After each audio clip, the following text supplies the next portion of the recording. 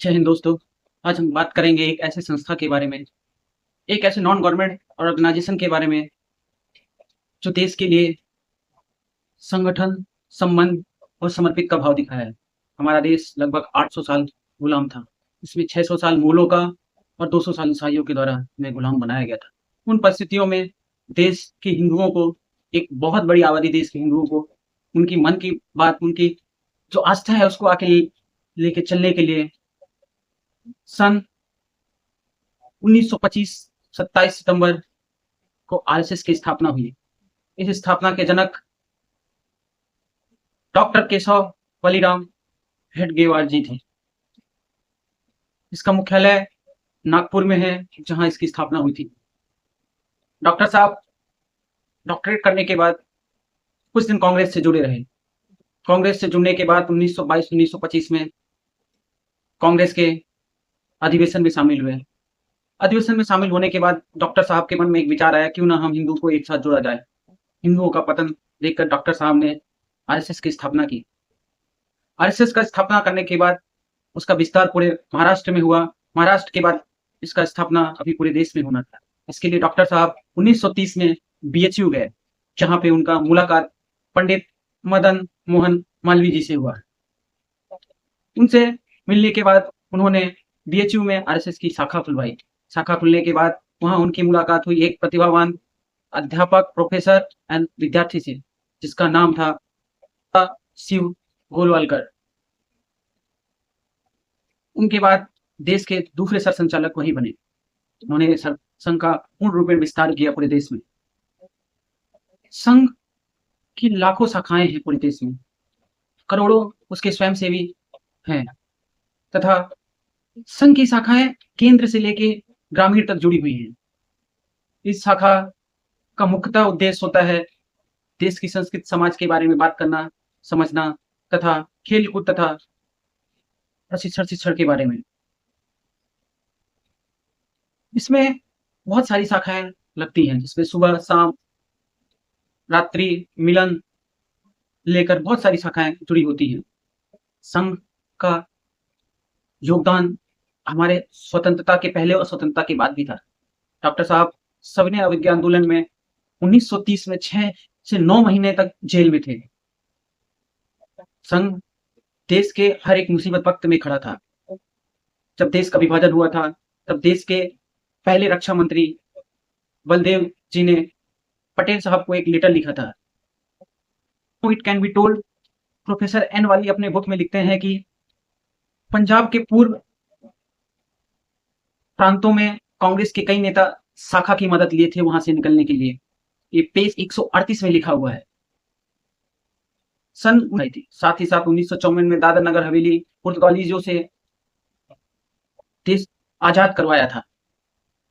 संघ एक विचार नहीं, एक समाज सेवा है।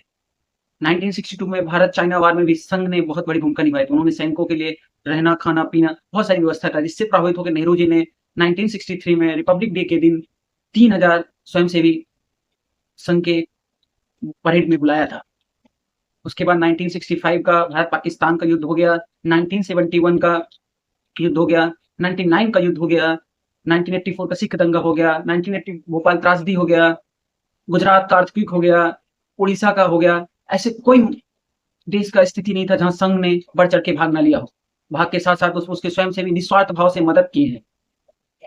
और अभी आप देखेंगे 2019 में कोविड-19 के टाइम में जो संचालक स्वामी जो उसके उन्होंने बहुत बढ़ चढ़ के भाग लिया, तथा अभी 2025 में जो त्रासदी पंजाब, हिमाचल, कश्मीर कई क्षेत्रों में वहां संघ के जो वो बढ़ चढ़ के भाग लिए, मदद किए लोगों का। इससे पता चलता है कि संघ का जो 100 साल था वो भी विशाल था। कुछ लोग उसे आतंकवादी समूह बोलते हैं, कुछ लोग उसे देशद्रोही समूह बोलते हैं, लेकिन ऐसा कुछ नहीं है। संघ निस्वार्थ भाव से देश का सेवा करता रहा है और करता जाएगा। हम किसी संस्था पे सवाल उठाने से पहले उसके बारे में पढ़ना, सीखना और उस पे जाना चाहिए। संघ आजादी के बाद 3 बार बैन हुआ।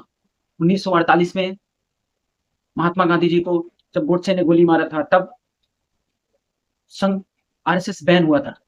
लेकिन 1948 में ही पटेल जी ने नेहरू जी को एक खत लिख के बोला था कि इस मुद्दे या महात्मा जी की मृत्यु के कारण आरएसएस का हाथ नहीं था। उसके बाद 1975 में जब देश में इमरजेंसी हुआ तब संघ को बैन कर दिया गया। उसके बाद 1992 में जब बाबरी मस्जिद को गिराया गया था तब संघ को बैन कर दिया गया था। संघ अपनी विचारधारा पे चलता है, संघ अपने कार्य पे चलता है। इस विजयदशमी में संघ के 100 साल पूरे होते हैं। इसी 100 साल में अभी देश के माननीय प्रधानमंत्री जी ने 100 का सिक्का का डाक जारी किया। उस 100 के सिक्के में मां भारती तथा आरएसएस के जो स्वयंसेवी संघ उनका दिखाया गया है। देश में आजादी के पहली बार ऐसा मौका है जिस किसी सिक्के में मां भारती का फोटो दिखाया गया है। मां भारती हमारे हिंदुत्व के, हमारे समाज के एक विचारधारक है। हिंदू का मतलब संघ का न जाति से है न धर्म से है। संघ का हिंदू का मतलब हम जितने भी देश के धर्म हैं, जाति हैं, वो सब कहीं ना कहीं हमारे सनातन से ही जुड़े थे, तो सब एक ही है। मुख्यतः हमारे देश में 3 धर्म रहा करते थे, हिंदू, जैन और बौद्ध। संघ पे आरोप लगता है कि उसमें जातिवाद होता है। संघ में कोई जातिवाद नहीं होता। संघ अपनी विचारधारा, अपने कार्य और अपने कार्य से लड़ता है। आपको कैसे लगा संघ के बारे में? मैंने एक संघ के लिए एक पंक्ति लिखा है। बोलना चाहूंगा कि अंगारे हमें क्या चलाएंगी, नदियां हमें क्या डुबाएंगी, पहाड़ों को तोड़कर किया है, पहाड़ों को तोड़कर हमने किया है राष्ट्र का गुणगान।